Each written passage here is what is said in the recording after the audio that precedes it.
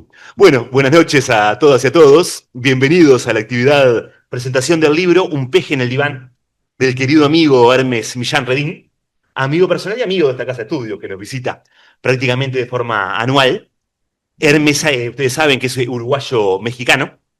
Eh, y bueno, eso tiene un vínculo académico con ambos países. Escritor, es académico, escritor de poesía, de narrativa y escritor de temas psicoanalíticos también.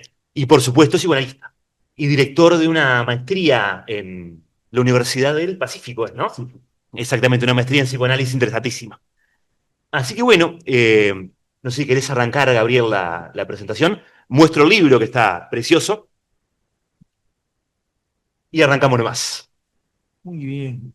A ver si ahí usted sabe si se está escuchando bien. Supongamos que Supongamos que sí. sí, ¿no? Estefanía, ¿vos nos escuchás bien?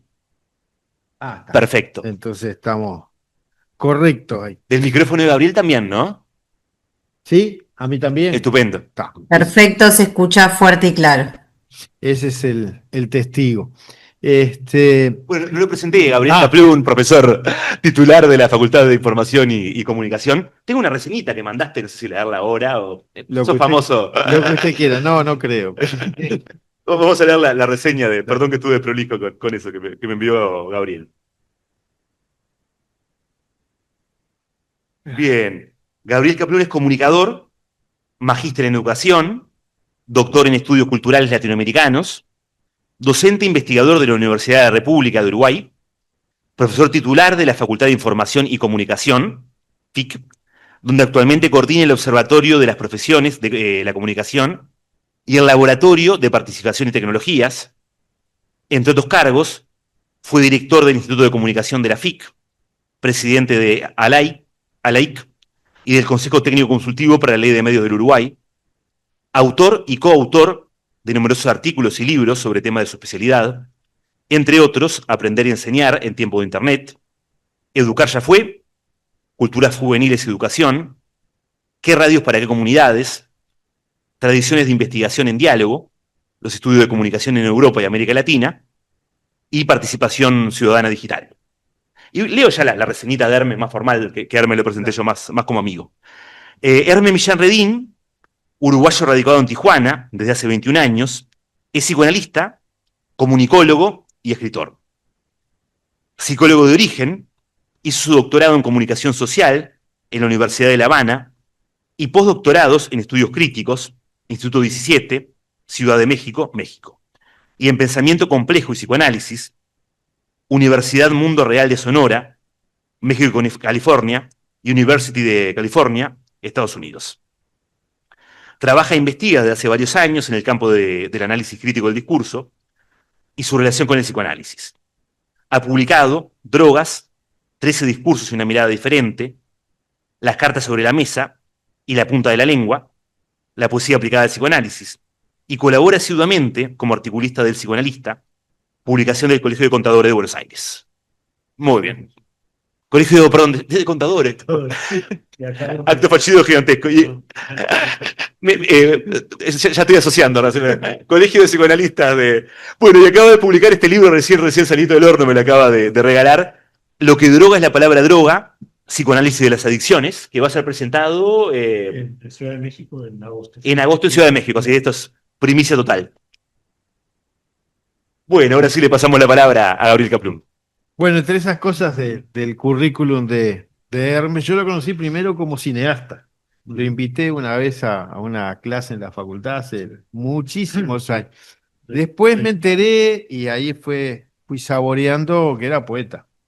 Y ahí nos conocimos más, ya como poeta, porque tengo unos cuantos amigos poetas y teníamos alguno en común. Digo, tenemos y teníamos, porque alguno ya no está, ¿no? Caso de Elder Silva, que era un punto de unión entre muchos de nosotros, y eso nos generaba una especie de cofradía que hasta ahora anda en la vuelta. Este, y bueno, y cada vez que vuelve por acá, porque hace muchos años que efectivamente no está en Uruguay, tratamos de encontrarlo, o yo trato de encontrarlo, de verlo cuando presenta un libro, poder estar, cuando comparte poesía con otros amigos. Alguna vez lo invité allá a la facultad a dar una charla justo sobre este tema el discurso sobre las drogas, que Sí. me acuerdo que Sí, sí. estuvo buenísimo. Así que se ha ido generando un hilo, se ha ido manteniendo y hasta alimentando un hilo largo de cariño y de admiración, debo decir, porque me gusta mucho lo que hace mezclando cosas, ¿no? Esa misma mezcla de psicoanálisis, cine, comunicación, poesía, eh, y algunos temas en los que entra, a mí me parece muy, muy fascinante, muy trans y bastante indisciplinada, y eso me gusta, eso me gusta. Cuando me pidió que prologara este libro, lo leí con atención, dudé qué hacer, qué decir. Por un lado, por dónde enfocar. Y por otro lado, porque hay una tensión política en torno a López Obrador, que es el tema del libro, ¿no? Es el asunto del libro. Comento en el prólogo, lo voy a leer ahora rápidamente porque es cortito, algo de esa tensión. Justo en estos días pasados estuve con una colega mexicana y bueno, las discusiones que hay en torno a AMLO, como lo conoce todo México, ¿no? Por su sigla de Andrés Manuel López Obrador. Em, y finalmente decidí casi lo primero que me había venido a la cabeza, que es de dónde yo, desde cuándo y dónde empecé a pensar y tratar de entender un poquito a México. Yo no he ido muchas veces, ni mucho tiempo, así que no tengo por ese lado tanta referencia, pero sí tengo muchos amigos mexicanos. Y recordé el primero de ellos que me impactó mucho, que ya no está tampoco, es de los que ya no están hace rato que no están. Para muchos de ustedes no será no significará nada, para mí significaba y significó y significa hoy todavía mucho, que es Carlos Núñez Hurtado, su nombre completo, un educador popular mexicano, que conocí hace décadas ya.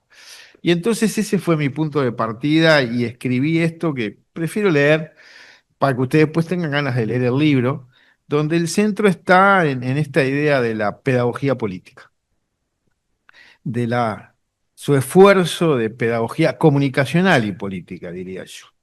El prólogo se llama Huevos tibios y pedagogía política. Hace ya muchos años, a mediados de los 80 del siglo pasado, un querido amigo mexicano, que ahora decía, vino a Montevideo para compartir haceres y saberes de la educación popular, su pasión y ocupación, y también la mía, y de los compañeros y compañeras que lo invitamos. Volvería luego varias veces, este amigo, y en más de una de esas ocasiones lanzó una observación que necesitaba traducción. Nos dijo, ustedes los uruguayos son como los huevos tibios. 3 minutos y ya están hablando de política. A mí esa frase me marcó mucho. Huevos tibios en Uruguay creo que son huevos pasados por agua, no se dice huevos tibios. ¿Está bien? Es una buena traducción porque Sí. yo hasta tenía dudas, ¿no? 3 minutos saqué la cuenta, bueno, huevos Sí. pasados por agua. Pero la traducción principal era, quizás, entre el México de ese tiempo y el Uruguay de casi siempre, un país donde la política está presente en la conversación cotidiana de mucha gente, ¿o no? ¿Cierto? Algo que, según nos contaba él, raramente sucedía en México en aquellos años 80 cuando yo lo conocí. ¿Sí? Esto de hablar de política a los 3 minutos no era habitual en México. Eso transmitía él al menos. Yo no puedo asegurar que así fuera, porque si bien estuve en aquella época, bueno, hablaba con alguna gente y no con todo el mundo, digamos, como sí hablaba él mucho. Este libro parece confirmarlo y también habla de un cambio que se produjo de entonces a hoy. No he estado las suficientes veces ni el suficiente tiempo en México para saber si ahora los huevos tibios también se cuecen allí, pero creo que efectivamente algo cambió. Y en ese cambio AMLO parece haber tenido mucho que ver. Tras la lectura de este libro, pienso que esa influencia tiene que ver con la pedagogía, la comunicación y la política, o con la pedagogía política y la comunicación política, y también con el amor y los afectos. Piense lo que se piense sobre AMLO, no dudaría en afirmar que el cuarto de siglo en que ha ocupado un papel central en la vida política de México ha sido un gigantesco esfuerzo pedagógico y comunicacional. cuestiones tales como el develamiento de las desigualdades y la colonialidad del poder, las narrativas y la construcción de agenda, los viejos y nuevos medios, la desinformación y las guerras digitales han formado parte de ese laborioso y diario esfuerzo, como van a ver que el libro muestra. Parece que AMLO ha sabido, como pocos políticos de izquierda, entender el papel de la comunicación más allá de los operativos de marketing político. Sabe que los medios no determinan qué pensar, pero inciden fuertemente en sobre qué pensar, hablar y discutir. Y día tras día logró incidir en eso, desplazando a los medios tradicionales, la televisión, que en México es casi igual a decir Televisa, y metiéndose con fuerza en la conversación digital. Para los que han estado en México y siguen México de cerca, Televisa gobierna en México. O por lo menos lo ha hecho mucho tiempo y es parte de los problemas que debió enfrentar y en parte enfrentó AMLO. Lo hizo además AMLO desde un formato aparentemente imposible. En tiempos de atención limitada a 30 segundos, ¿no? TikTok, antes de que millones de dedos hagan zapping en sus pantallas, su conversación mañanera se extendió por 2 o 3 horas diarias, durante casi todo el tiempo de su mandato. Y las redes ayudaron a su difusión, volviendo a fragmentar y viralizar buena parte de esa larga conversación, que a su vez disparaba la de millones de mexicanos devenida en conversación política al ritmo de los huevos tibios. Eh, las mañaneras, así se llamaban y se llaman, se siguen llamando, porque Claudia Sheinbaum mantiene la Sí, costumbre, no le creo, llama más no mañanero, le llama más. le llama Conferencia del Pueblo. Conferencia del Pueblo. Pero, Cambió el nombre. pero son las mañaneras. Las mañaneras de AMLO fueron durante todo el sexenio, digamos, el sexenio, los 6 años de gobierno, súper importantes, todas las mañanas dedicando 2, 3 horas el presidente a hablar en la televisión y salir a partir de ahí por todos lados, por todas las redes, por ejemplo. Y si bien no había necesidad de ver las 2 o 3 horas, uno podía ver los fragmentos después, circulaban por ahí. Mucha gente también veía todo el rato, o lo tenía como fondo, como acompañamiento, ¿no? Uno dice, que un presidente pierda todo ese tiempo de cada uno de sus días o de casi todos sus días en eso parece raro, parece contradictorio con la cultura TikTok. 30 segundos, 1 minuto, basta, más atención no se puede pedir, y él lograba una atención enorme todos los días y demás. Bueno, eso terminó casi al principio, terminó finalmente por lo menos marcar la agenda de qué hay que discutir hoy, ¿no? Y eso es muy importante en la vida política, ¿no? Más allá de si uno está de acuerdo o no con lo que el presidente diga, pero hay que hablar de eso. En la calle, en la familia, en todos lados. Su capacidad narrativa y el humor afilado han sido entonces tan importantes como las políticas concretas que pusieron a los pobres primero. Esa fue la consigna central y Hermes la analiza muy bien en el libro, para ganar y para gobernar, ¿no? Para ganar sin duda, ¿no? Ese fue el punch, ¿no? Los pobres primero. Cortito, muy potente y muy corto. Y amortiguado, las eh, políticas concretas que pusieron a los pobres primero y amortiguando las que no lograron detener las violencias que vive México desde hace tiempo. Esto de su capacidad narrativa y su humor, ¿no? Porque es cierto que durante este periodo se pueden discutir muchas cosas, pero hubo algunas cosas que lamentablemente en México no cambiaron tanto como el nivel de violencia, vos dirás, ¿no? Que es una de las marcas de México también. Sí. Hacia afuera la conocemos y hacia adentro creo que mucho más todavía. En parte después de leer tu libro, me vi, creo que todas las que están disponibles en Netflix, las películas de Estrada, ¿sí? La dictadura perfecta y otras, mírenlas también porque es una buena manera creo, de entender algunas cosas de la historia de México, según la película que uno vea y el año al que corresponda, porque es filosa crítica política, con mucho humor negro. El amor multitudinario generado por AMLO hacia él, superó entonces los odios que también supo ganarse y tal vez cultivar con esmero. No hace falta tampoco que lo manden a la chingada, porque él se va solito y sin que le pidan. La chingada es el rancho en el cual ahora vive, así se llama. La chingada en México, ustedes más o menos imaginan que no es no es un elogio, se supone que No es un lugar. no es un lindo lugar. Cuando a alguien lo mandan a la chingada, en fin, es complicado, ¿no? Justamente una de las películas de Estrada juega un poco con eso, ¿no? La ley de Herodes se llama, la pueden ver, o te chingas o te jodes, que es lo que los políticos tradicionales al final terminaban haciendo con la gente. No sabemos cuánto hablará desde allí, desde la chingada, pero sí que seguirá contando con el cariño incondicional de millones de mexicanos y mexicanos. No sé cuántas palabras pasaron desde los 8 minutos de su discurso de defensa frente al desafuero. Ese fue el episodio como inaugural de su gran lanzamiento político, cuando lo quisieron echaron del gobierno de la Ciudad de México, del DF, y se defendió en un discurso brevísimo que se analiza en el libro y es muy interesante verlo, ¿no? Tampoco sabemos cuánto aprendió de Superbarrio o del fallido Superpueblo, que fueron dos personajes muy interesantes en la historia de México. Superbarrio era un héroe de carne y hueso, ¿no? Disfrazado de super barrio, en este caso al estilo Superman, pero gordo, panzudo, qué sé yo qué, y que efectivamente fue muy eficaz para defender a la gente que desalojaban. Yo había conocido ese fenómeno en aquellos años a través de mi amigo este que menciono de la educación popular.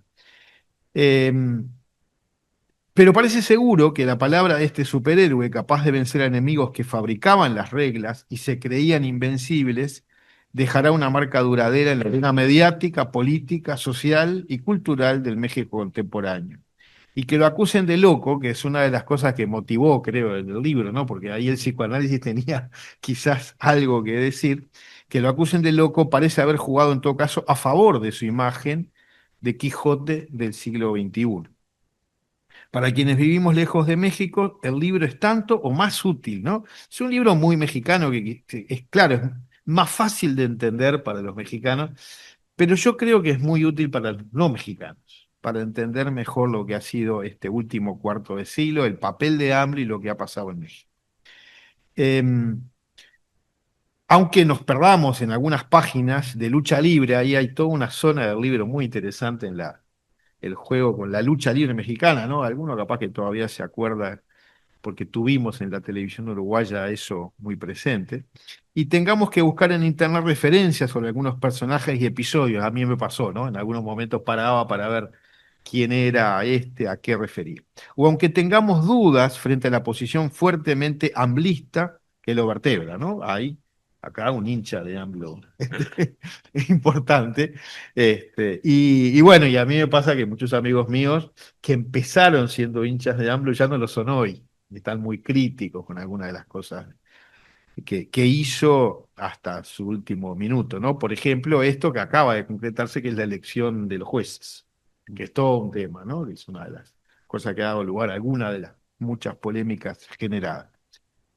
El libro, digo, ayuda mucho a entender algo de lo que pasó allí en lo que va de este siglo y en sus largas raíces desde la colonia a Pancho Villa, de el oxímoron, diría yo, una revolución institucional. Ustedes se acuerdan que el PRI, el partido gobernante durante 70 años en México, tiene un nombre increíble, ¿no? Partido Revolucionario Institucional.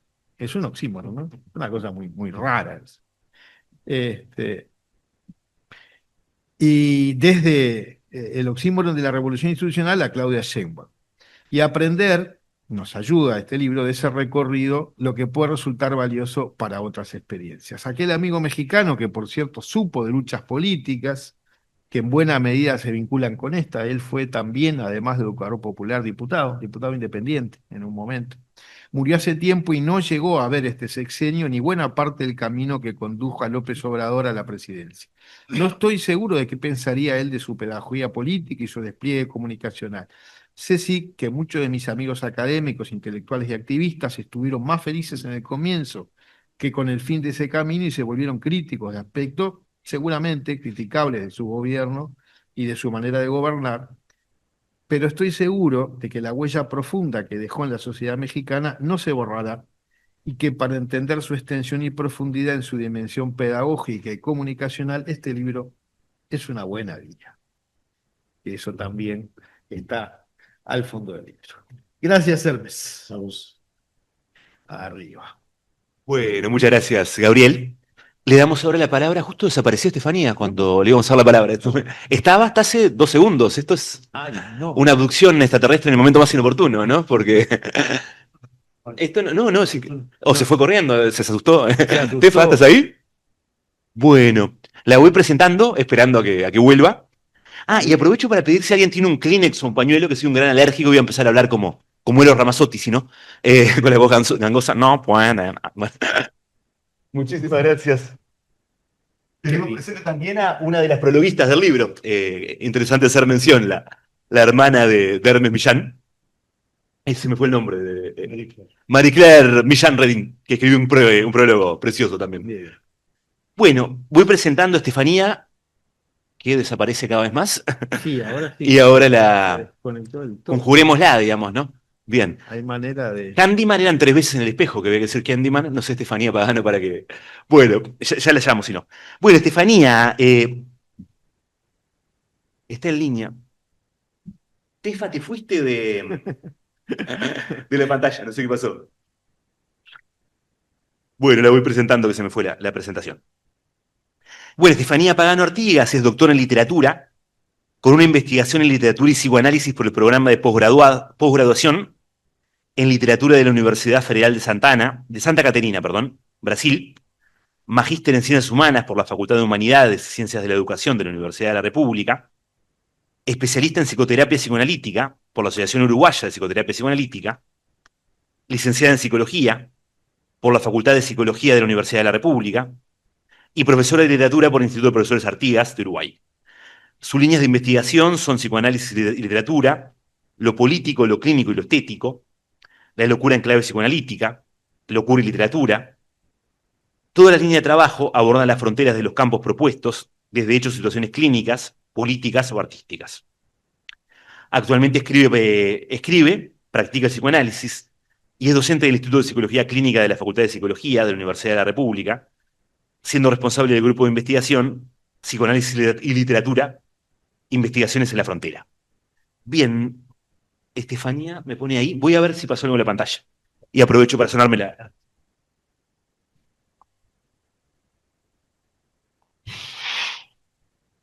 A ver.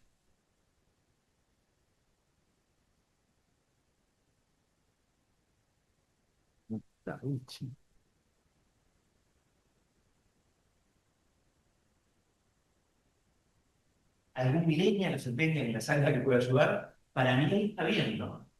Sí, pero ella no está. Ella, por eso. Quiere decir que no, pero está bien. Tiene que volver a entrar. Tiene que volver a entrar. Hay que pedirle que entre.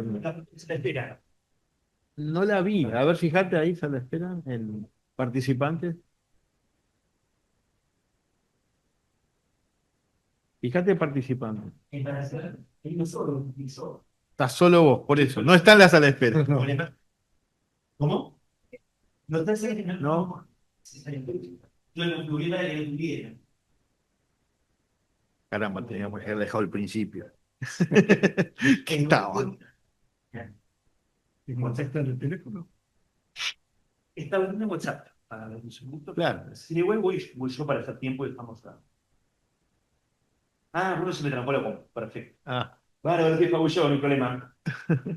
Está. Bueno. El duende de las computadoras. Me suena la nariz, así no lo sueno en el micrófono. Me resulta obsceno sonarme la nariz en público, pero peor es hablar como el Ramos. Así que disculpen. En realidad es muy obsceno, sí, ¿qué vamos a hacer? ¿Qué vamos a hacer? Sí. Para la teoría de Wilhelm Fliess, esto es la peor obscenidad. Bueno, arranco entonces yo.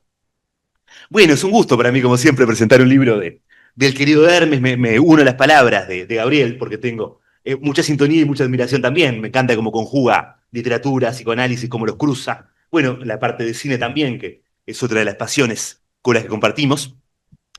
Es un libro muy bien escrito, como nos tiene acostumbrado Hermes, o sea, lindo escrito, agudo, inteligente y de bello razonamiento, ¿no? Yo siempre valoro mucho, además de la utilidad del razonamiento, la utilidad me refiero a efectos de análisis, por ejemplo, en este caso, la belleza estética del razonamiento. Entonces, ahí se está conectando Estefanía.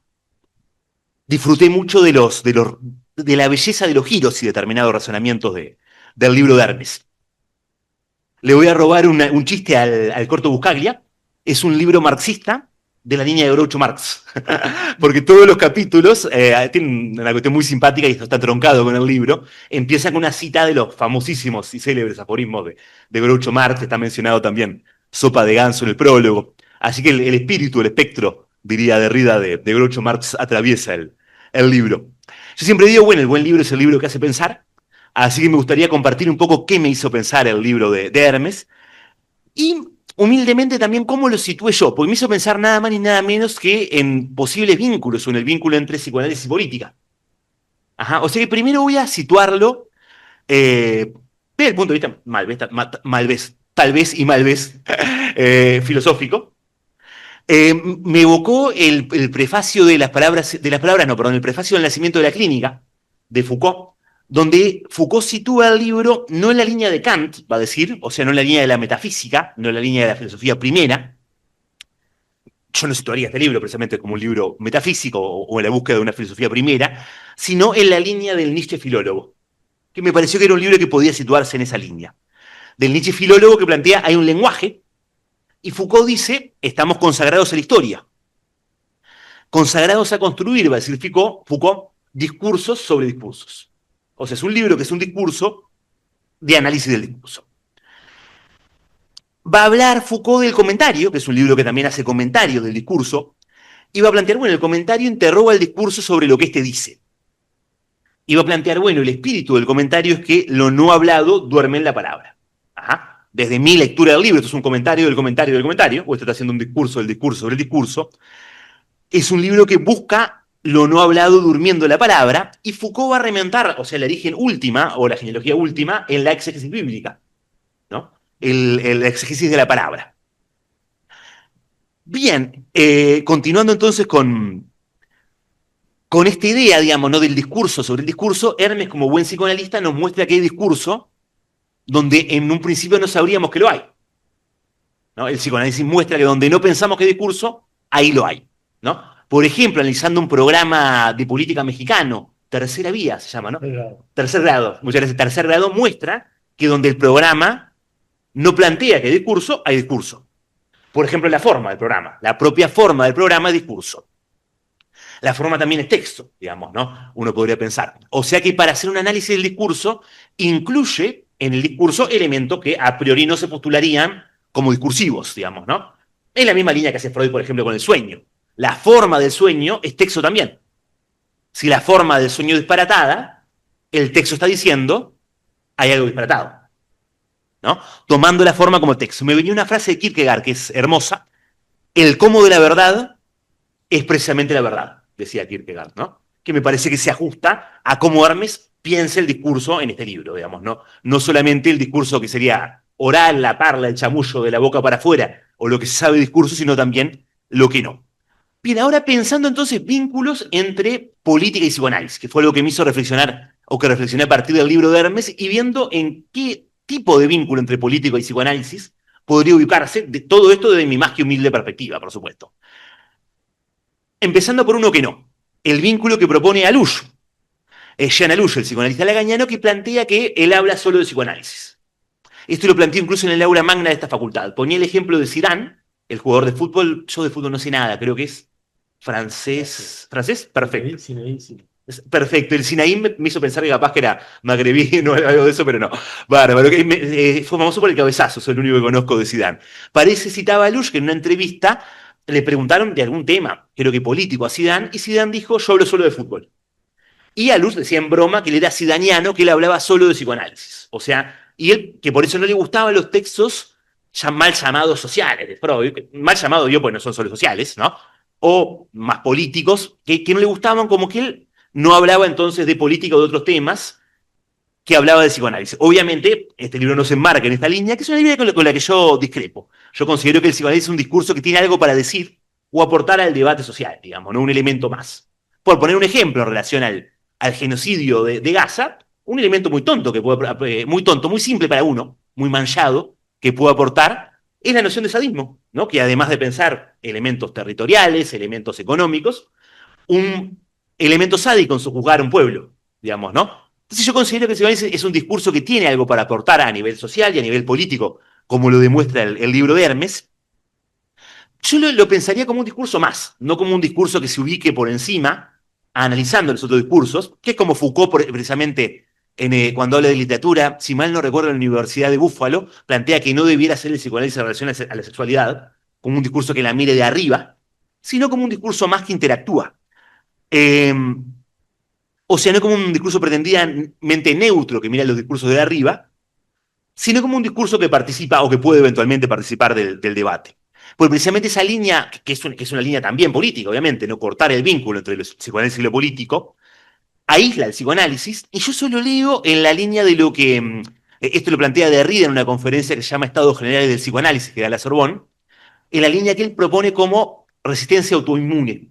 Va a decir, el psicoanálisis genera una propia resistencia autoinmune, que es una resistencia de él a él mismo, además de la resistencia que genera a nivel social, lo que puede generar, ¿no? Que Freud las trabajó, de la misma forma que el cuerpo se agrede a sí mismo, generando una enfermedad autoinmune, el psicoanálisis genera él mismo una resistencia al mismo, ¿no? Entonces, el no participar o el no intercambiar a nivel social, o el ser un discurso aislado, que solamente habla del psicoanálisis entre psicoanalistas, o que no se vincula mucho a nivel social, yo lo leo como una resistencia autoinmune al psicoanálisis.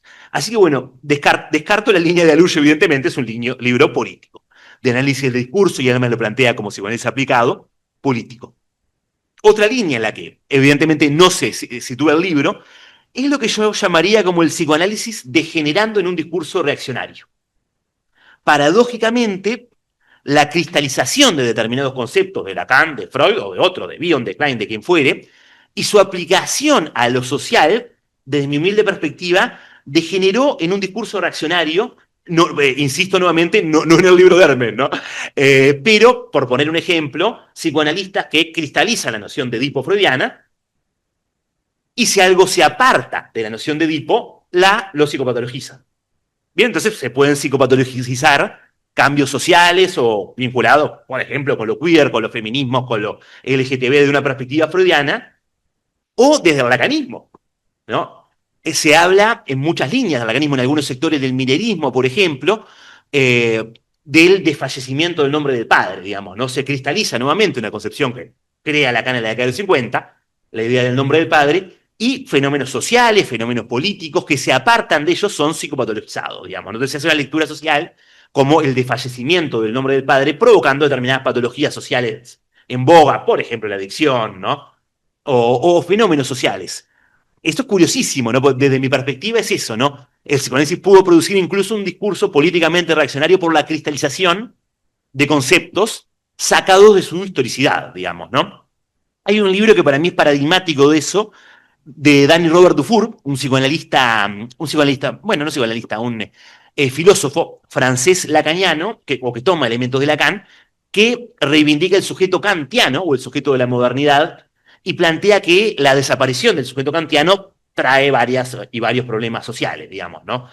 El sujeto kantiano que mismo Dufour lo plantea como un sujeto europeo, masculino y blanco, digamos, ¿no? O se termina produciendo un discurso reaccionario tomando a Lacan, por ejemplo, o tomando a Kant. Bueno, me hace acordar a la idea de ficción de Lacan, una noción.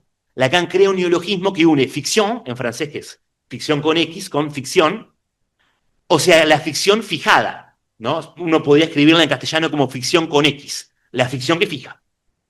Algo de lo que los han alertado mío, son la nariz, pues estoy incómodo, disculpen, miren todos para otro lado.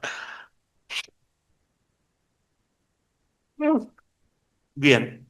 En la vida pasada hice algo muy malo que reencarné en un gran alérgico. Algo de lo que alertaba Lacan y lo que Lacan mostraba en la práctica mismo, digamos, ¿no? Mostraba en acto, siempre moviendo y nunca fijando los conceptos.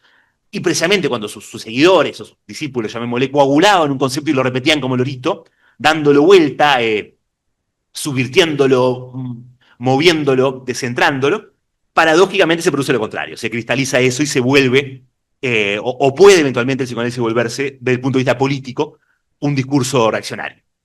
O sea que descarto también esa línea, obviamente, de vínculo entre psicoanálisis y política en el libro de Hermes. Me venía después una distinción que hace Lacan en el seminario La lógica del fantasma, en mayo del 67, si mal no recuerdo, en la sesión del 8 de mayo, creo que casi seguro, sesión del 8 de marzo de 1967. Distingue entre la política es el inconsciente y el inconsciente es la política.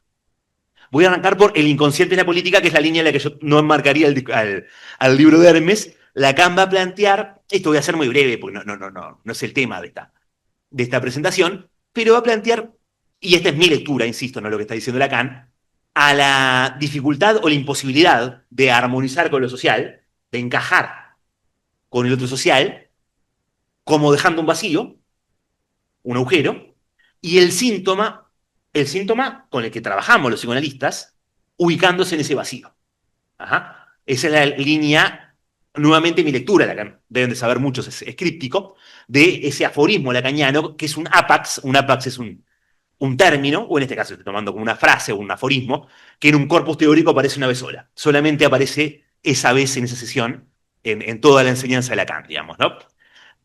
¿Cómo leo yo el inconsciente en la política? Que ahí sí enmarcaría al libro de Hermes. Uno podría ubicar o encontrar elementos inconscientes presentes en la política. Ajá. Elementos propios, por ejemplo, en el libro de Hermes, elementos que tienen que ver con el padre a nivel inconsciente, puestos en la política. Que es lo que hacía Freud, digamos, ¿no? Freud precisamente leía elementos inconscientes en lo social, en lo político, en la cultura en general. Lo iría entonces ubicando en esa línea. Otra línea de vínculo entre psicoanálisis y política es la denominada izquierda lacaniana, digamos, ¿no? La escuela, por ejemplo, eslovena de psicoanálisis, ¿no? El exponente paradigmático, digamos, ¿no? O más importante de forma indiscutida es Slavoj Žižek, digamos, ¿no? Que ahí sí podría estarse acercando, no es nuevamente en lo que yo enmarcaría el libro de Hermes, pero lo ubico próximo al libro de Hermes. Sería una crítica al capitalismo o a la derecha desde una perspectiva psicoanalítica, o como una cabeza psicoanalítica. En el caso de Žižek, una cabeza marcadamente lacaniana o lacaniano-hegeliana. Yo a Hermes lo enmarcaría en una idea que a partir del libro de Hermes se me ocurrió, una llamémosle denominación mía, tómenla como de quien viene, que es lo que yo llamaría una izquierda psicoanalítica rioplatense.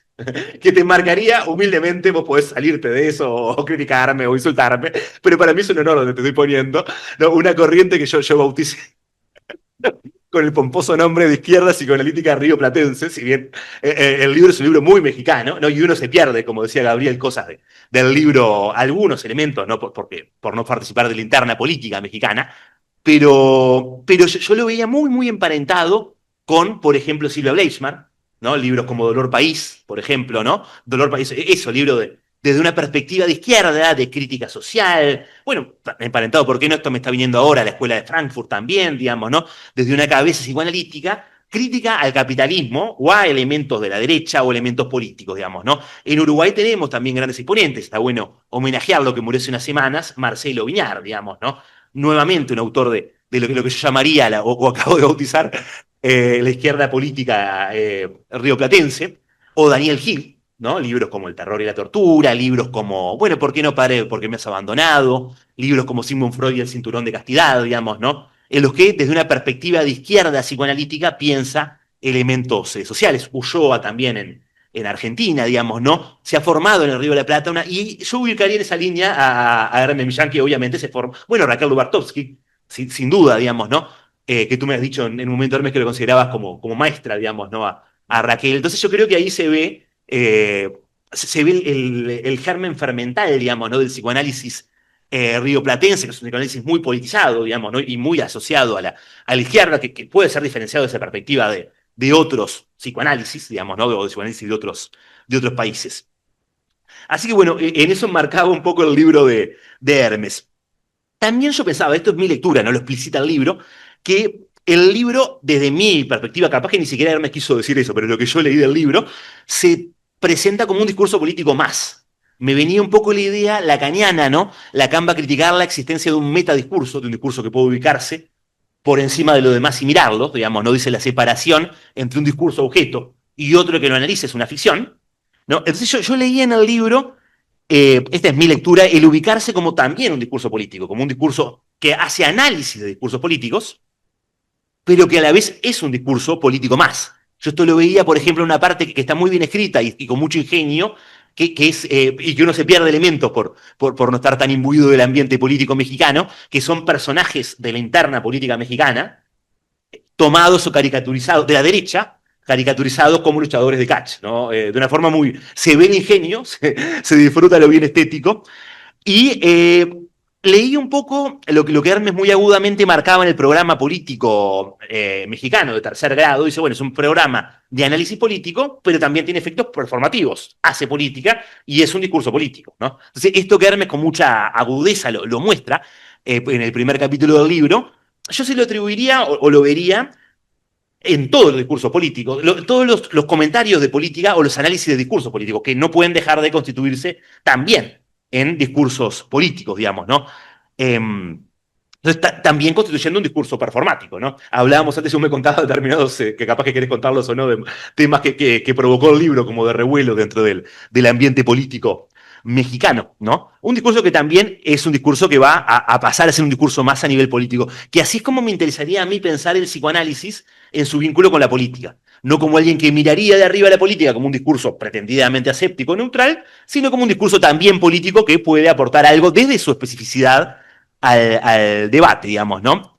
Y que también pasa a formar parte del debate. Lo pensaba también en un capítulo, no me acuerdo el número del capítulo, en el cual Hermes cuenta que en un bar de Tijuana, una mujer opositora, obviamente, a López Obrador, decía, bueno, pobres se les murió el papito, digamos, ¿no? Nuevamente utilizando un elemento del psicoanálisis, o del análisis psicoanalítico, digamos, ¿no? Que pasa a formar parte de la cultura y de la política misma. Incluso acá en Uruguay, digamos, ¿no? Se habla si estaríamos en un momento, el otro día me preguntaba una periodista de ausencia de padre, porque no sé, murió Mujica o murió Tabaré Vázquez, ¿no? Pero entonces son elementos que yo le respondía que, bueno, no importa, pero son elementos del propio psicoanálisis que pasan al discurso y que pasan al discurso político, digamos, ¿no? Bueno, yo dejo por acá entonces y le pasamos la palabra a Estefanía Pagano Ortigas, que volvió por suerte. Y un gusto, Hermes, y muchas gracias, como siempre, por invitarme a presentar. Bueno, ahora sí, disculpen que suceden cosas cuando uno no las piensa. Bueno, agradecer primero a Hermes y también a Bruno por la organización de la actividad del día de hoy, saludar a Gabriel y a todos y todas las que andan por ahí en el salón de actos. Yo voy a seguir este hilo, ¿no? que comienza Gabriel y sigue Bruno desde la coloquialidad, desde la intimidad de mi casa y también la intimidad que tiene la noche. Y voy a conversar con ustedes y compartir con ustedes lo que para mí fue la lectura que yo hice sobre Un peje en el diván, psicoanálisis aplicado, análisis crítico del discurso y otras indisciplinas. Entonces, tengo algunas cosas escritas y bueno, y voy a ir compartiéndolas con ustedes. Primero, quería empezar como con una ubicación que yo hice del libro en mi lectura, que fue ubicarlo dentro de, bueno, un libro de fronteras, ¿no? Que quizás tiene muchas veces, cuando uno hace análisis de discurso, podríamos decir, pero traigo de fronteras y no tanto, y acá aparece el título, y no tanto de lo aplicado. Y ahí tomo esto que traía Bruno, ¿no? de estos discursos, de qué forma pueden contribuirse el uno con el otro, sin necesidad de que uno esté por encima o por debajo de, ¿no?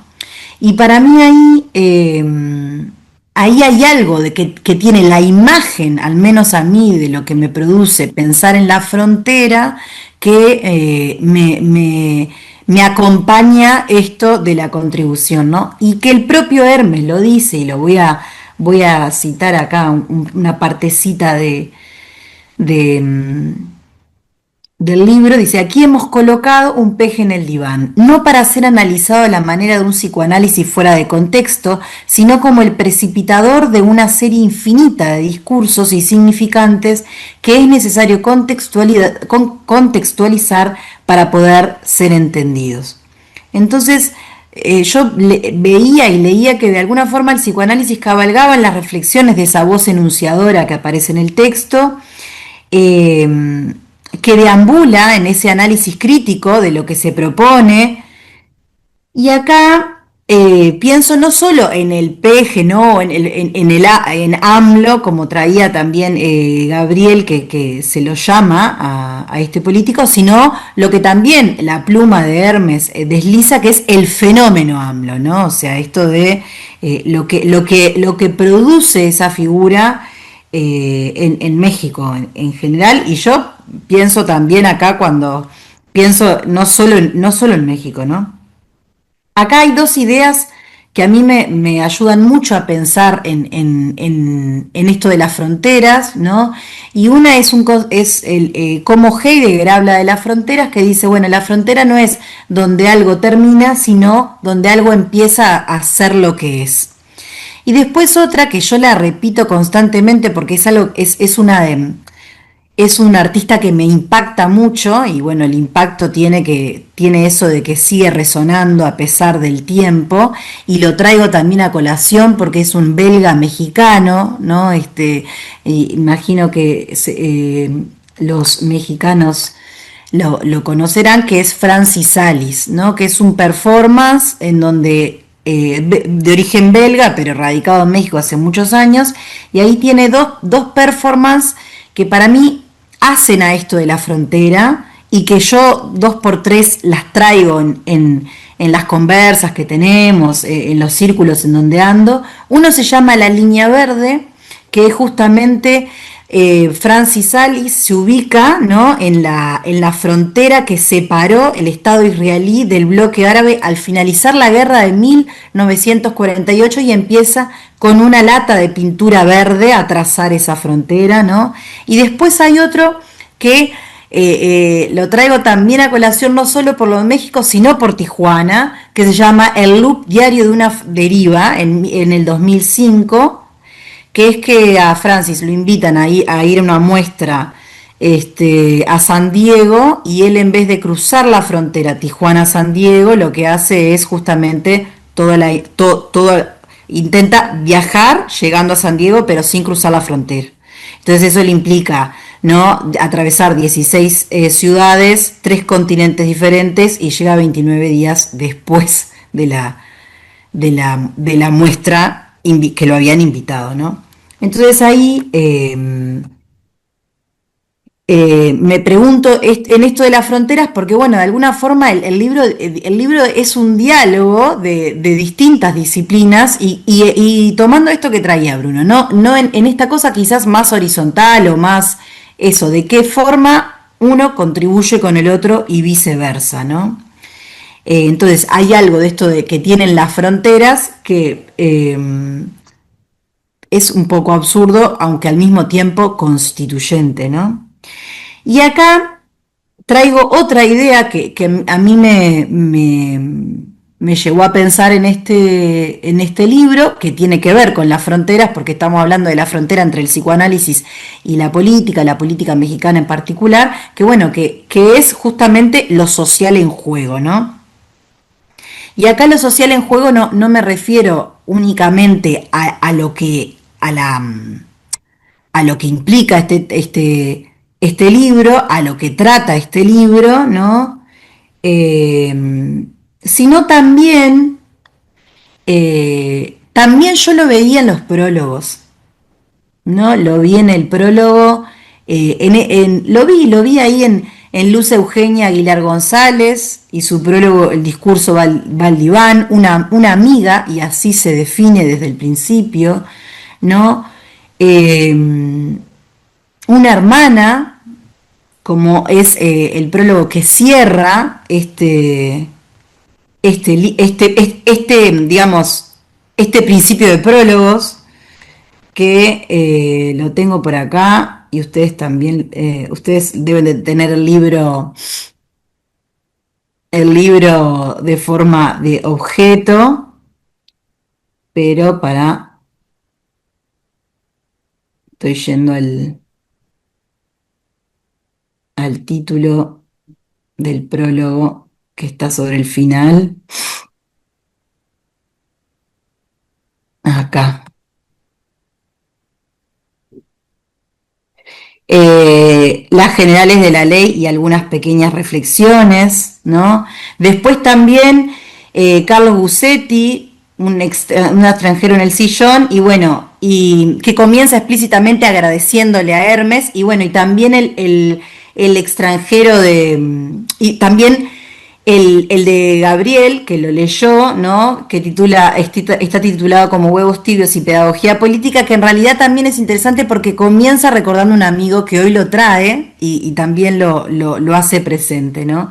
Entonces, yo no sé cómo se pensó esto de los prólogos, Hermes, si fue pensado o un orden o no, pero a mí me llamó la atención que empezara con una amiga, que cerrara con una hermana, ¿no? Entonces, bueno, yo pensaba, después de todo, ¿qué somos si no somos significantes puestos en relaciones y en lazos que andan por ahí? Y eso el libro los trae, no solo en el análisis del fenómeno AMLO, del fenómeno Andrés Manuel López Obrador, ahí por supuesto explícitamente se da, sino también en esa cosa que lo atraviesa, que aparece en el prólogo, y tampoco me quiero olvidar de la dedicatoria que aparece en este libro, ¿no? A México por recibirme con amor generoso, a Tijuana por darme un sitio donde caerme vivo, a mis amigos y colegas por el apoyo y la crítica, a mis alumnos por obligarme a pensar todos los días, a la epopéyica y luminosa época que me tocó vivir, a los que escribiendo sostienen un mínimo más allá, a los cronistas que se alzan como juglares de este tiempo, a mi familia sobreviviente por su inexplicable confianza, a Tina por ayudarme siempre a vivir. Y creo que hoy, ¿no? En tiempos donde el libro analiza, pero en tiempos verborrágicos de inteligencia artificial, para mí no es nada obvio traer esta imbricación de lo social que al menos a mí me sacudió y yo elegí leerlo de esta forma, ¿no? Entonces, bueno, digo, esto no lo puedo dejar pasar y me parece que tenemos como que de alguna forma reivindicarlo. Y ahora, ¿qué hice yo con los capítulos, no? Es un libro que tiene 7 capítulos. El capítulo 1, la política en México, la construcción de la agenda público, que está precedida por una introducción, en realidad tiene como corazón el análisis del programa Las Mañaneras, que yo también pensaba esto que trae Gabriel y que lo trajo como explícito de la contraposición, de pasar de 30 segundos a pasar a 3 horas, 2 horas, ¿no? De todos los días, donde el festejo no me acuerdo de los 1000 programas que se hizo también. Ahí hay algo que se quiere decir también en función de cómo tratar los temas y qué tiempo darle a cada tema. Entonces yo lo traía como, bueno, constituyente de una novedad para el sistema político mexicano y no solo, ¿no? Por algo la presidenta actual lo mantiene y yo pienso, bueno, ¿de qué forma eso podría también desplegarse hacia otros lugares, ¿no? Y sobre el final del capítulo aparecen ahí algunos conceptos como es el acting out o el nuevo psiquismo político que aparecen por ahí. Después el capítulo 2, todos necesitamos un padre, duelo y dolor al final de un sexenio, que es donde está lo que Bruno dijo, se les murió el papito, ¿no? En realidad se analizan los efectos de la salida de AMLO en clave de duelo, que esto es interesante y la pluma de Hermes lo trae muy bien, que es que, bueno, en realidad este padre por motus propio se fue a la chingada, ¿no? Que la chingada, como nos recuerda Gabriel, es el nombre de su chakra, pero sabemos que es el lugar donde queremos que permanezcan nuestros enemigos, ¿no? Entonces, eso es, no solo me parece fantástico en aporte a esta figura mítica o de personaje que ya es también la figura de AMLO, sino cómo también la pluma de Hermes lo trae, ¿no? Y bueno, y lo trae también en analogía al cuento o a esta anécdota de Chabela Vargas, los mexicanos nacemos donde nos da la chingada gana, que esa fue una de las cosas de las primeras cosas que me dijeron cuando conocí México, que fui una vez, y en el aeropuerto un mexicano me dijo eso. Bueno, después está el capítulo 3, ¿no? Que se llama Sobre el desafuero y los desaforados, los 8 minutos que fundaron una época. Este capítulo funciona en conjunto con el anexo. Yo empecé a leerlo así sin más y de repente dije, qué bueno estaría poder leer esos 8 minutos donde AMLO abra y aparece, es el primer anexo. Entonces, bueno, en realidad trata del juicio que recibió AMLO y de alguna forma yo traía este dicho popular de cómo a los opositores les salió el tiro por la culata, que es lo que de alguna forma Hermes analiza en este gesto que se quiso hacer, no se pudo, y a los años AMLO termina en su presidencia, ¿no? Y yo quería resaltar acá algo que termina siendo quizás anecdótico, pero que no deja de serlo, que bueno, que no nos olvidemos que estos desafueros o este juicio tiene que ver con, en realidad, hacer una ruta para que una un pueblo de un hospital, ¿no? Esto no es un detalle menor, me parece. Bueno, y después aparece el capítulo 4, Crisis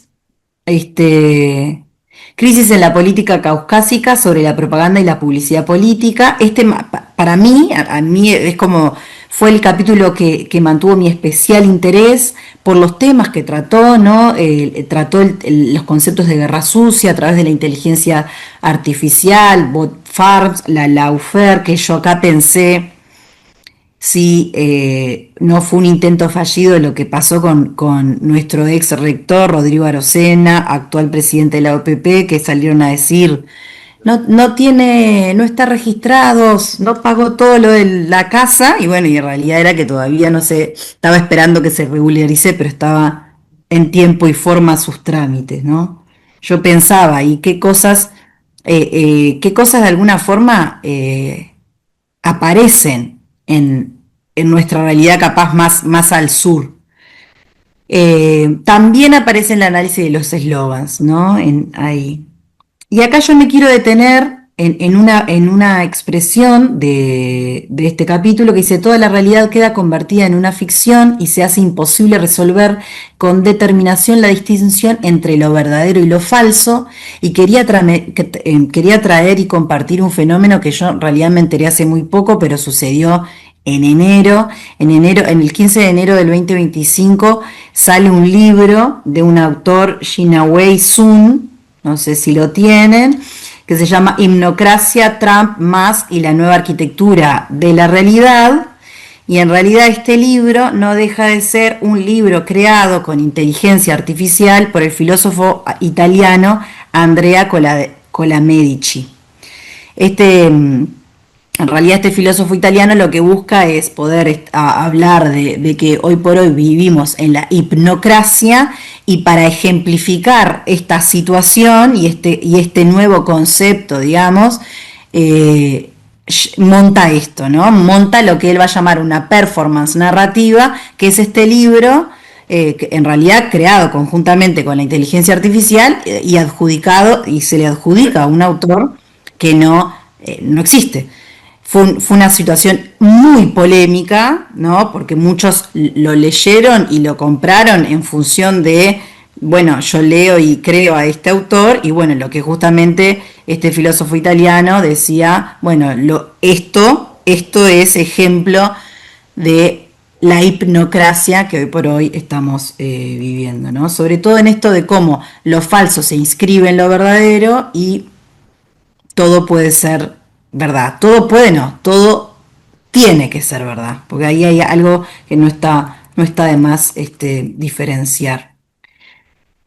Bueno, Y después vienen los últimos 3 capítulos, que no les quiero robar su atención. El capítulo 5, yo lo relacioné un poco con lo que traía Bruno, se llama Un peje en el diván sobre la psicopatologización de la política y la utilización política de la psicología, en donde de alguna forma me parece Hermes analiza la psicopatologización encontrándose al servicio de la guerra sucia, ¿no?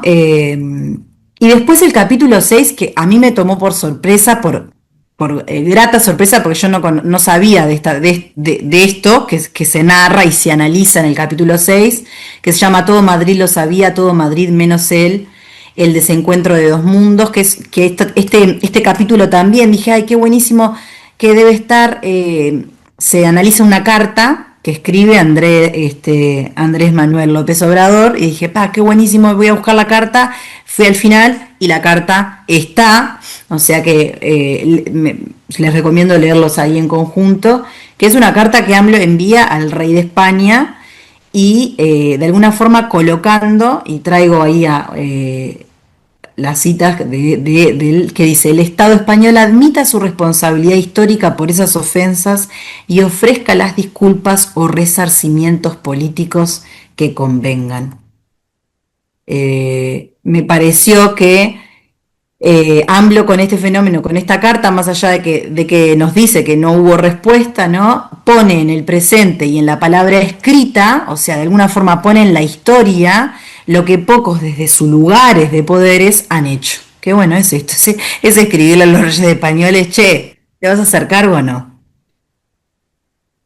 Bueno, y el último capítulo, que para mí ahí en el último capítulo, si bien el Groucho Marx aparece, ¿no? Y Bruno lo trajo en su comentario, y aparece, tiene deslices en la narrativa donde aparecen ciertos humores del estilo del Groucho Marx, para mí este capítulo es amigo del Groucho Marx en lo que sucede y en lo que se establece allí. Se llama La lucha libre mexicana y la guerra contra AMLO, teatro, ritual o deporte.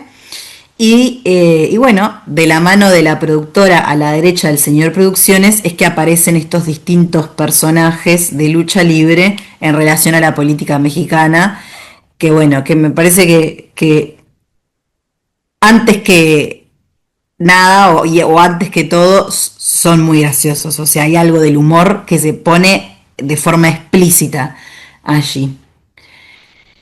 Y bueno, y en realidad para cerrar yo tomo la pluma del propio Hermes que expresa lo siguiente, entonces bueno, quiero justamente cerrar con las palabras de nuestro escritor aquí presente y dice así: hago votos para que el análisis no oculte lo obvio, que la historia no quede ahogada en lo pueril del presente, que nada parezca suficientemente dicho, que el comentario sobre la intención del discurso no sea prohibido, que la verdad no sucumba a la guerra sucia, que lo provisoriamente cierto se construya entre todos y que los divanes naveguen contra la corriente como una manada infinita de salmones.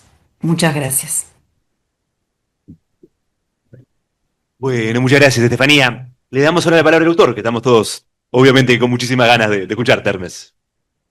Bueno, está difícil porque hay tantas cosas que están dichas que cada cosa me hace pensar sobre alguna de las cosas escritas y descubrirlas de alguna manera al mismo tiempo que recordarlas, ¿no?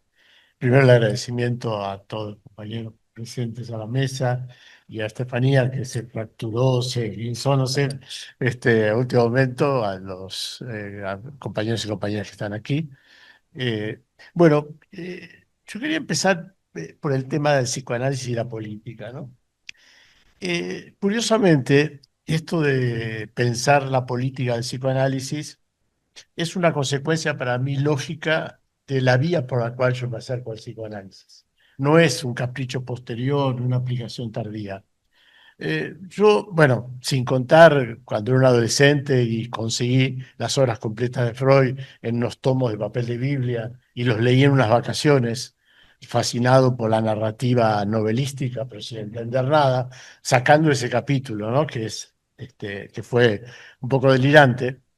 Yo me acerco al psicoanálisis cuando empiezo a estudiar en la facultad, bueno, en esta facultad, cuando era la Escuela Universitaria de Psicología, en el 70 y algo, 78 o algo así, cuando se reabre luego de que había sido cerrada la carrera en Humanidades, y me encuentro una universidad donde el psicoanálisis estaba prohibido, donde habían sido expulsados los psicoanalistas, quedaba creo que alguno por allí, sus últimos estertores, y la universidad era gobernada por el inefable señor Mario Berta, un conductista, karateca y junguiano que iba al Teatro Odeón vestido con su traje de karateca, a hablar y hacer sus arengas al estudiantado. Eso surrealista y terrible era la Escuela Universitaria de Psicología,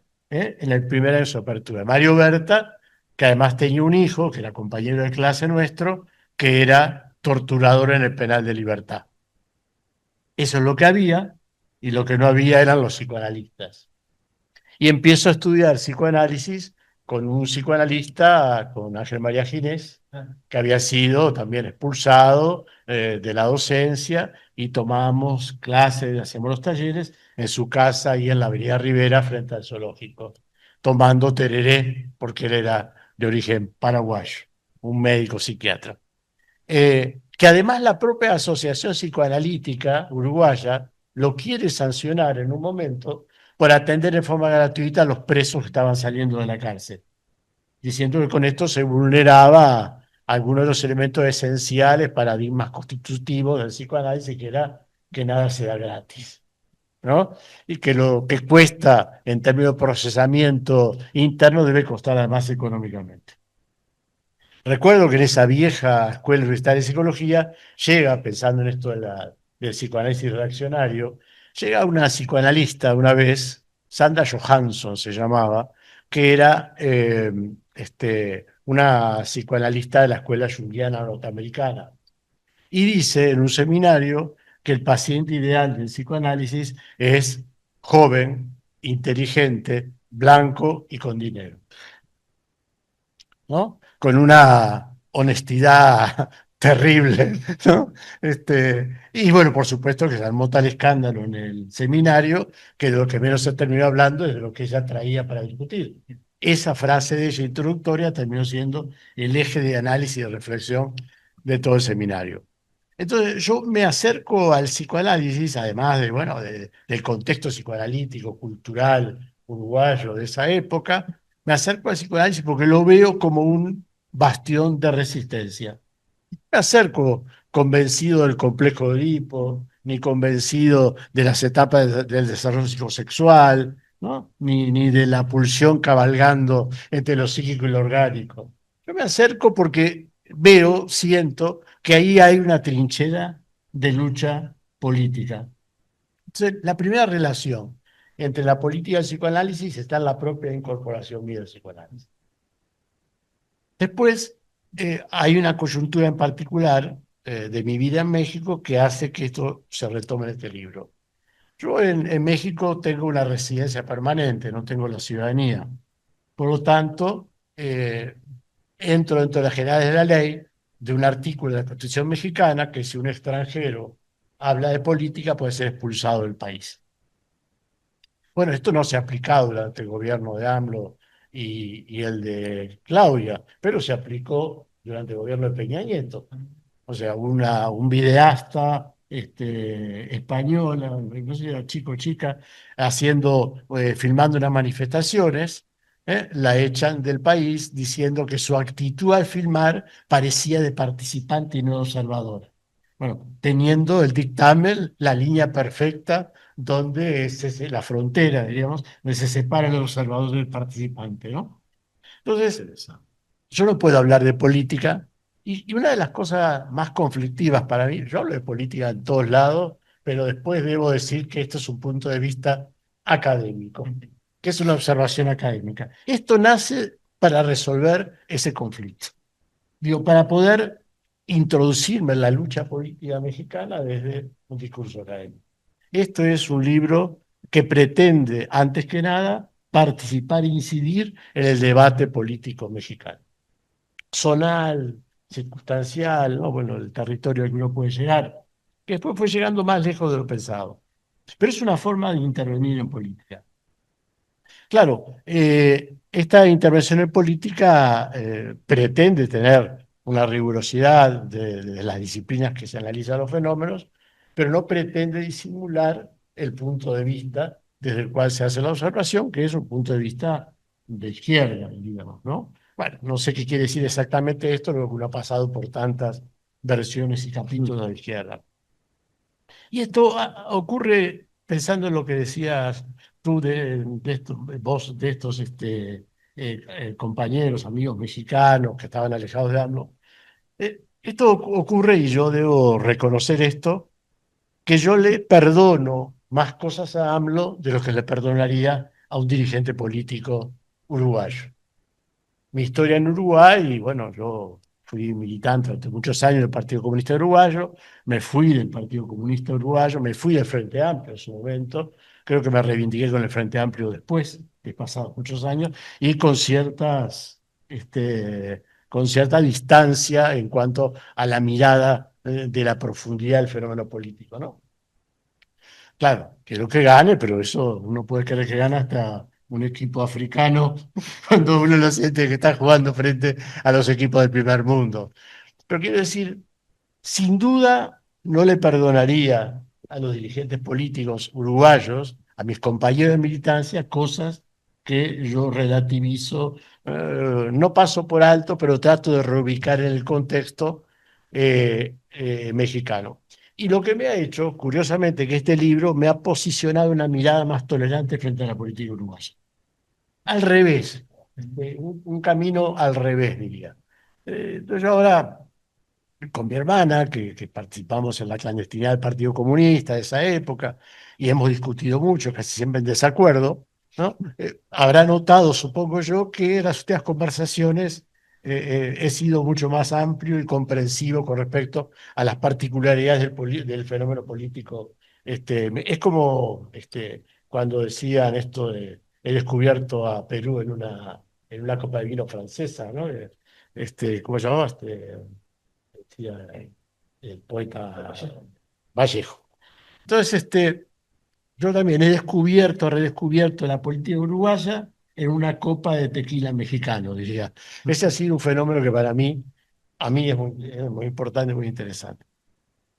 En relación no pretende el libro ser un análisis psicoanalítico de AMLO, porque justamente hay un capítulo expresamente orientado a combatir cualquier idea de la psicologización o psiquiatrización de la política que permita resolver en términos de diagnóstico aquello que no se puede resolver en el debate de argumentos estricto y directamente político, ¿no?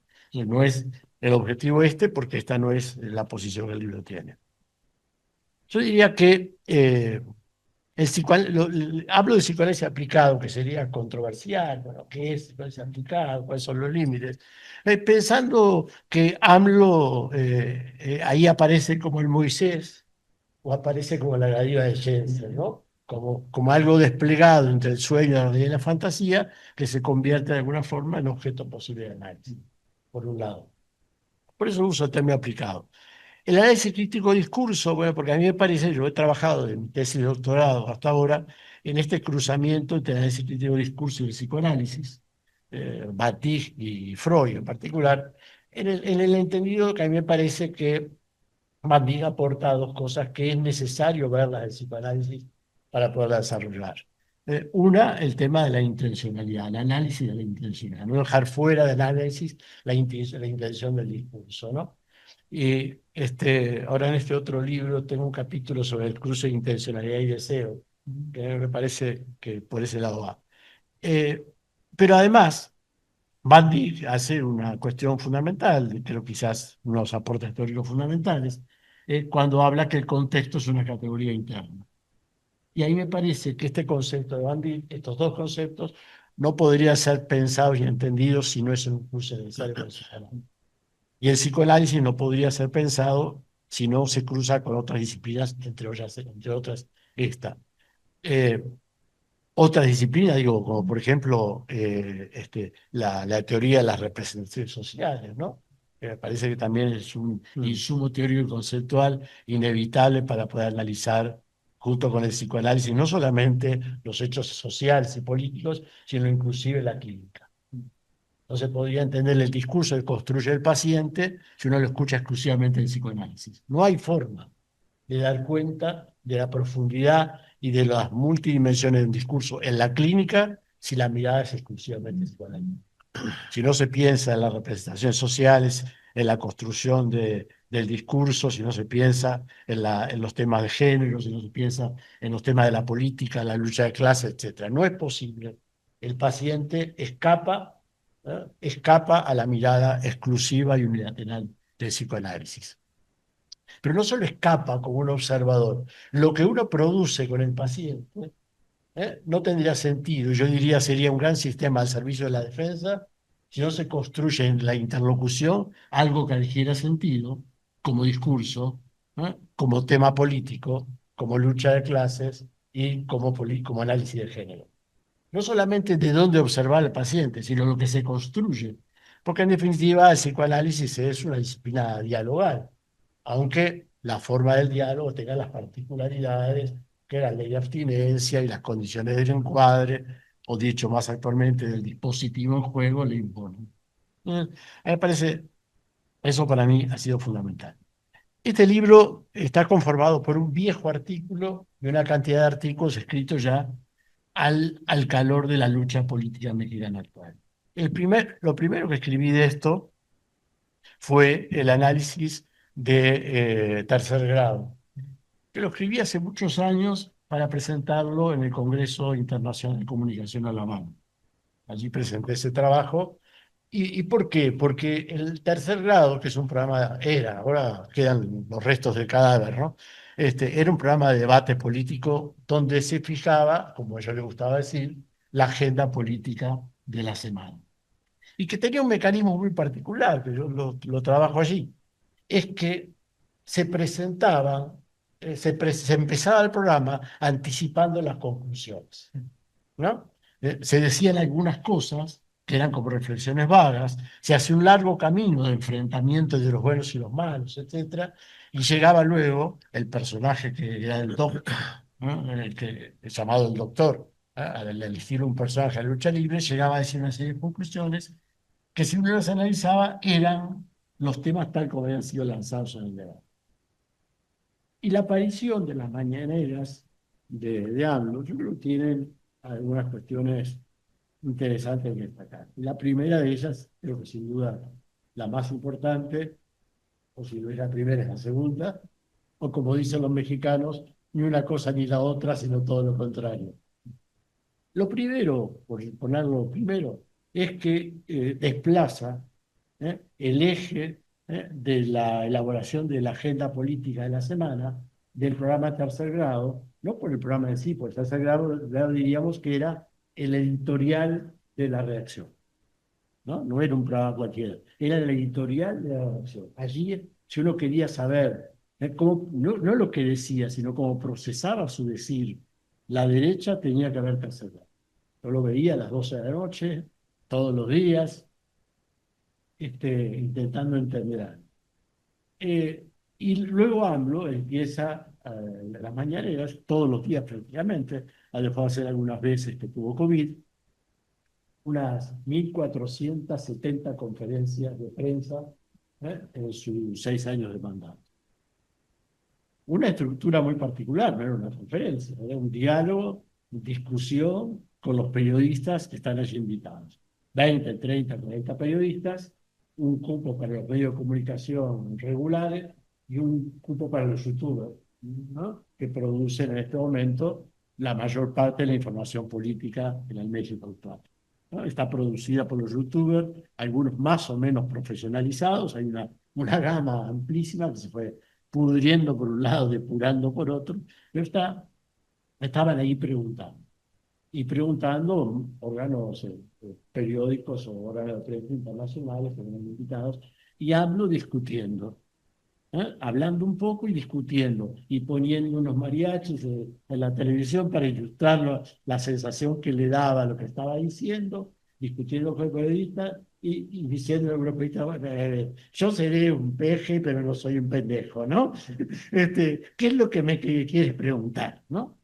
Obligando a que se rompiera esta idea de la imparcialidad periodística y de un periodista autónomo que no tiene ninguna relación de dependencia con los intereses económicos de los órganos de prensa para los cuales trabajan. Eso estuvo permanentemente en jaque. Entonces, esa es una virtud de la mañana. Y la otra virtud es el alto nivel de politización que ha alcanzado el pueblo mexicano en todos los matices de su posición política, ¿no? Tijuana, que está situado en la frontera donde yo vivo, que es un fenómeno particular dentro de México, quizá no tanto, pero otros lugares, Ciudad de México, por supuesto, y otras ciudades, el nivel de debate político, al punto ahora que con esto de la reestructura, la elección de la Suprema Corte de Justicia, la gente sabía el nombre de los miembros de la Suprema Corte de Justicia, cosa que no lo sabían antes ni los periodistas, sabían que habían votado, porque habían exonerado el pago de impuestos a Salinas Pliego, el dueño de TV Azteca. La gente tenía un nivel de información y politización dado por lo que AMLO decía y por lo que los demás estaban obligados a contestar. No era información que surgiera solo de las posiciones de AMLO. Pero AMLO se convirtió en un motor que desbordó la contención del escenario político y puso a toda la derecha a contestarle a AMLO y desapareció Tercer Lado. Desapareció literalmente, quedó como un programita casi nostálgico, casi vintage, ¿no? Sí, ideología vintage. Entonces, a mí me parece que ese tema es sumamente importante. Después, un fenómeno también interesante que se me impactó es el nivel de la respuesta emocional que la gente tenía frente al discurso y a la presencia de AMLO, ¿no? Los AMLovers le llamaban a los fanáticos de AMLO, ¿no? Y la gente defendía lo que AMLO pensaba, defendía lo que AMLO discutía y defendía a AMLO más allá de lo que pensaba y lo que dije. Esto se empieza a producir un fenómeno muy particular, ¿no? Que es la decisión de algunos intelectuales directamente proporcional al aumento de la adhesión pública. ¿Ah? Bueno, con respecto a los intelectuales que se fueron desprendiendo, yo entiendo los que se desprenden de una posición política divergente, pero no entiendo, o entiendo sí, aquellos que se desprenden y vuelven al seno materno del PRI, a ser amparados, con programas económicos, amparos a la producción, etcétera, del PRI. México se caracterizaba cuando yo llego, y eso lo vi en carne propia, porque te daban dinero para investigar o producir, pero luego no interesaba lo que produjeras. Y si lo querías producir, eras sancionado, porque ponías una pauta, una regla al resto que incomodaba. Yo llego a México a trabajar en una universidad, investigador de tiempo completo, y empezamos a trabajar en investigación. Y consigo financiamiento a través del dueño de la universidad, que era un tipo de derecha, consigo financiamiento de un programa Cedesol, que se llama, que pone dinero para cuestiones de proyección social, durante el gobierno de Calderón. Entonces, el gobierno de Calderón financia una investigación que yo realizo en el contexto de la red del universo latinoamericana de la sede de La Habana y nos paga todo el viaje a Cuba, a la presentación. Bueno, yo, esto es raro, la derecha no es tan raro porque Mujica va a México, a Tijuana, invitado por los jóvenes de la derecha del PAN, ¿no? En actos tendientes a la formación de promotores, de empresarios, pequeños empresarios independientes. Y con ellos recorre todo Tijuana, con los jóvenes de la derecha. O sea, los fenómenos son muy complejos, ¿no? Y además Mujica se niega a ver a los uruguayos que residen en Tijuana en ese momento. Nos invita a sacarnos una foto en la valla, una foto con él y que no fuéramos. Entonces, la política siempre es muy curiosa, tiene esas cosas extrañas. Pero cuando terminamos de hacer este trabajo de investigación con, eh, con ese financiamiento, era una investigación hecha en los reclusorios de jóvenes en Tijuana, donde trabajábamos produciendo cortometrajes con los chicos.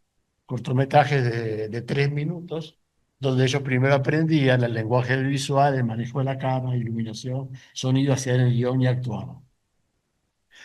Hacemos un cortometraje de media hora, reuniendo 4 documentales pequeños, más el proceso, y cuando queremos presentar esto, me dice el dirigente de CESOL, dice, ya lo hiciste, ya viajaste, no jodas. Bueno, así funcionaba la producción cultural mexicana financiada desde el gobierno.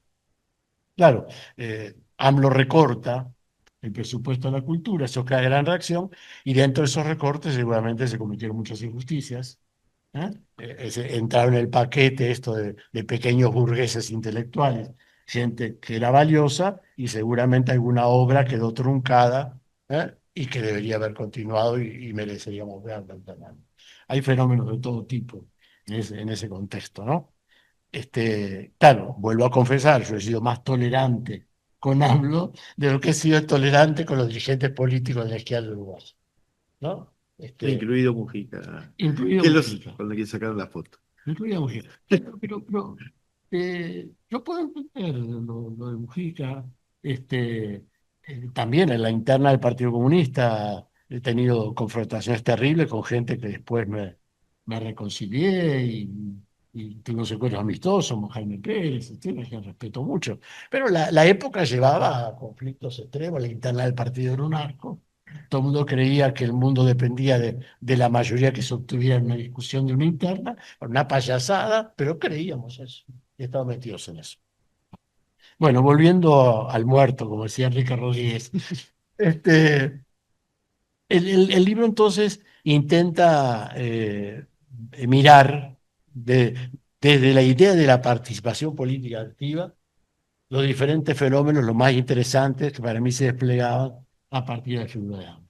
Pero no como un libro de crónicas sobre el acontecer político, sino como una forma concreta de participación política que estuviera a salvo del artículo 33, creo que es, que hace que pueda ser echado del país a alguien por opinar de política interna. Cuando el libro se termina y se empieza a presentar, sí, ocurre un fenómeno interesante, comentábamos hoy al entrar, ¿no? Presento el libro por la primera vez en la Universidad de Guadalajara. Una de las prologuistas es investigadora de tiempo completo de la Universidad de Guadalajara. Este, eh, y bueno, allí funciona bien, ellos tenían temor porque es una universidad un poco conservadora, pero hay una discusión interesante, fluida, mucha gente, etcétera. Eh, bueno, está programada la presentación en Ciudad de México, acá en Argentina, en el Colegio de Psicoanalistas el próximo jueves, y hay mucha dificultad para presentarlo en Tijuana y Baja California. El primer argumento que me dice, o me hacen decir a través de la editorial, es que no se podía presentar un libro que tuviera la palabra peje en la tapa. Porque el término peje es un término despectivo que utilizó la derecha para nombrar a el peje es un pez de la zona de donde nació. Un pez que es muy grande y no se come porque es un poco tóxico y tiene poca carne útil. Entonces llaman el peje. Pero AMLO reivindica el término con esa habilidad que él tenía, y en vez de combatir la denominación, se la apropia, la desvirtúa. Entonces él dice, yo seré peje, pero no soy pejerto, ¿no? Corrupto, tonto, etcétera. Pero además el término peje, en unas acepciones de la Real Academia Española, significa tipo astuto. Entonces él se reconoce como peje y deja el término peje, lo despoja de ese valor de resistencia en el nombre opositor de la derecha. Bueno, después resulta que había una lucha interna entre el gobernador, la gobernadora, una lucha interna de Morena, etcétera, y el libro pasa a no poder presentarse, ahora tener una gira programada por todas las ciudades del estado desde el gobierno municipal de Baja California, ¿no? Fenómenos de ese tipo que son la consecuencia. Al principio yo me enojé con algunas cosas y decía, pero ¿de qué te enojas, no? Si la idea era esa, si la idea es participar con un libro en la lucha política, entonces hay que estar preparado para sabores y sinsabores. No me podía quejar desde un purismo académico de alguien que no dejan expresar en un foro adecuado las ideas, sino que tenía que pensarlo y tomarlo como un escenario donde el libro había cumplido cierto papel al poner en juego tensiones políticas desde el ámbito del discurso académico, más o menos académico. Bueno, esa es la historia más o menos del libro. La virtud es que es un libro que para mí representa muchísimo por esto, porque tiene que ver con mi actividad política en un México donde no puedo tener actividad política. Tiene que ver con el pensar las realidades de varias disciplinas que me interesan y me convocan. Y además es un libro que me ha parecido, y no siempre le pasa a uno de los libros, que me gusta más cuando lo releo, cuando lo escribo. Cuando lo escribí tenía una marca de, digamos, de descarga emocional, tratando de transitar por los caminos de un estilo que permitiera mediatizar esa marca para que no se convierta en la escritura en un arte. Pero la lectura después encuentro más cosas a las cuales pensar. Y ahora cuando los escucho a ustedes comentarlo y leerlo, encuentro más cosas de las que sabía cuando lo escribí, de las que supongo cuando lo leo, y ahora las sé un poco más cuando los escucho a ustedes. Bueno, para mí es un placer estar acá, en la vieja casa de estudio, aunque este local no llegué a estar y venir trayendo algo para como tener un pretexto para juntarme con los amigos y compartir, es siempre una buena manera de estar, ¿no? De volver de alguna manera. Eh, yo he tenido que pensar varias veces si algún día voy a volver o no voy a volver. Y siempre intento dejar ahí un capítulo abierto, inconcluso. Es difícil volver cuando uno tiene la vida profesional instalada totalmente en otro lugar, la vida en lo cotidiano resuelta. Pero bueno, mientras tanto, escribir y venir a traer lo que escribo será, si ustedes lo permiten, la manera de volver de la que por ahora dispongo. Gracias a todos, entonces. Muchas gracias. Lindazo. Muy lindo. Y a la poca gente que vino por la temporada, si quieren, les voy a regalar un libro para que se lo puedan llevar. ¿De acuerdo? Estamos. Ahora, Muy bien. ahora nos vemos aquí adelante y les Ahí va. regalo un libro. Vale. Y si te voy a pedir dos cosas. Sí. Una que la podés hacer, la otra no sé. Que me haga una firmita. Sí. ¿Tienes una Y pluma? si puedo regalarle una a la facultad, me gustaría. Sí, claro, por Me supuesto. gustaría dejar una en la biblioteca de la facultad. Eso. Una pluma. A ver, plumas, plumas. Sí, sí, claro.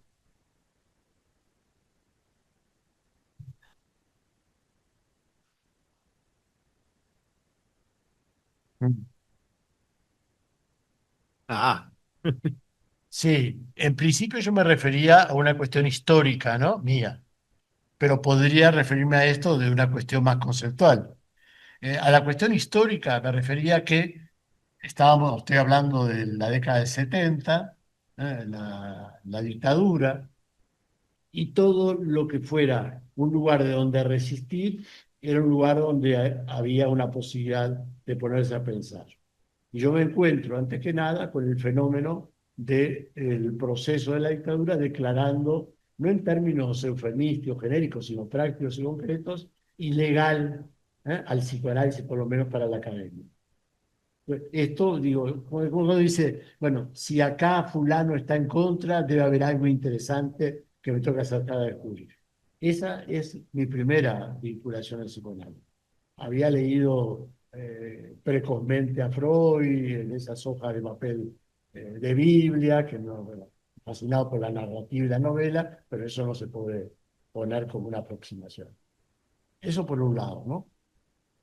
Ahora, por otro lado, a mí me parece que el psicoanálisis, contrariamente a lo que ha ocurrido en las asociaciones psicoanalíticas, en muchas de ellas, que han tenido posturas fascistoides, conservadoras, reaccionarias, como la Asociación Psicoanalítica Uruguaya en su momento, cuando sancionaba a los psicoanalistas que atendían gratis a los presos recién liberados, el psicoanálisis podría pensarse como una forma de actividad política, diríamos, por llamarla de alguna manera, progresista, ¿no? En el sentido del avance y desarrollo de lo humano. ¿En qué sentido? Porque todo aquello que le dé al sujeto un instrumento para darle sentido a algo que no lo tiene, se convierte en un acto político. La política conservadora se basa básicamente sobre un acto de disciplina, de encomendación de la gestión al elegido, de no participación, etcétera. Y me parece que el psicoanálisis pone en cuestión esos elementos. Si uno piensa que la clínica psicoanalítica fuera un psicoanalista que va a alumbrar al paciente, ¿eh? Sería una cosa. Pero si uno piensa que la clínica psicoanalítica es un dispositivo de interlocución, donde se construye entre los dos algo que no existe de antes de que el paciente llegue, esto creo que hay que aplicarlo también a la comprensión de la política, ¿no? La política no es un acto de recepción de un discurso de las élites, sean estas de izquierda o de derecha, sino que debe ser un espacio de encuentro para la interlocución en medio de la acción. A mí me parece que de este punto de vista es que creo que es una trinchera, un espacio, un lugar de donde se puede pensar y actuar la vida política. A eso me refiero.